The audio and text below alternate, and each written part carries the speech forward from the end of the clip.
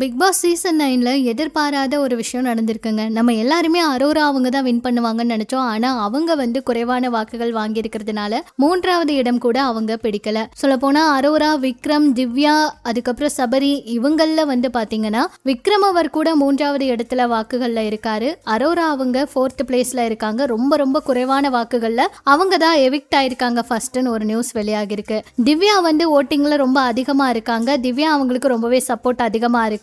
இதெல்லாம் பார்க்கும்போது வின்னர் திவ்யா தான் அப்படிங்கிறது உறுதியா இருக்கு. பிக் பாஸ் சீசன் 9 இன்னையோட முடிய போகுது. சொல்ல போனா இன்னைக்கு இருந்தே ஃபைனல்ஸ்க்கான ஷூட்டிங் எல்லாம் போயிட்டு இருக்கு. அந்த வகையில திவ்யா அவங்க தான் ஓட்டிங்ல டாப்ல இருக்காங்க. அவங்க தான் வின்னர் அப்படிங்கிற ஒரு நியூஸ் வெளியாகிருக்கு. இவ்வளவு தூரம் ஹார்ட் ஒர்க் பண்ணி இவ்வளவு கஷ்டப்பட்டு விளையாடின சபரி அவங்க 2ஆம் இடத்துல இருக்காங்கன்னு தகவல் வெளியாகிருக்கு. விக்ரம் அவர் ஓட்டிங் படி பாத்தீங்கன்னா செகண்ட் ரன்னரா இருக்காரு. அரோரா அவங்க ரொம்ப குறைவான வாக்குகள் வாங்கி ஃபர்ஸ்ட் எவிக்ட் ஆனது அவங்க தான் அப்படிங்கிற மாதிரி நியூஸ் வெளியாகி இருக்குங்க. பிக் பாஸ் சீசன் 9 அதுவும் இவ்வளவு நாளா மறுபடியும் முன்னாள் போட்டியாளர்கள் எல்லாம் வீட்டுக்குள்ள போய் பயங்கரமா சண்டை போட்டுட்டு இருந்தாங்க.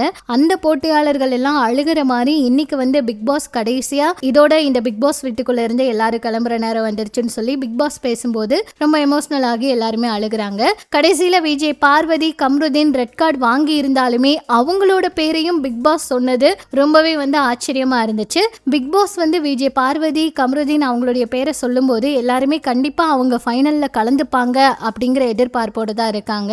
அதுல விஜய், பார்வதி அவங்க இந்த ஒரு வாய்ப்பை வேண்டான்னு சொல்லிட்டதாகவும் கம்ருதீன் அவர் நான் கலந்துக்கிறேன்னு சொன்னதாகவும் தகவல் வெளியாகி இருக்கு. ஏன்னா கம்ருதீன் அவர் அடுத்தடுத்த சீரியல்ஸ் எல்லாம் இந்த சேனல்ல பண்ணிட்டு இருக்கிறதுனால அவருக்கு இந்த ரெட் கார்டே இருந்தாலுமே பிரச்சனை இல்லை, அவர் கலந்துக்கிறதுக்கான வாய்ப்பு இருக்கு அப்படிங்கிற தகவல் வெளியாகி இருக்குங்க.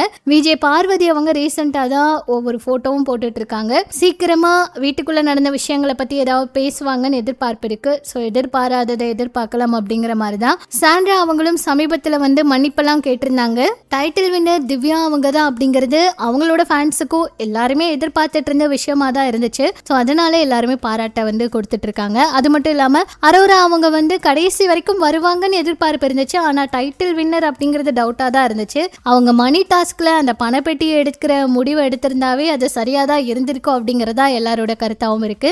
அதே பணப்பெட்டியை எடுக்காம வினோத் அவர் ஃபைனலுக்கு வந்திருந்தா அவர் ஜெயிச்சிருப்பாரு. இது அப்படியே தலைகீழா மாறிடுச்சு.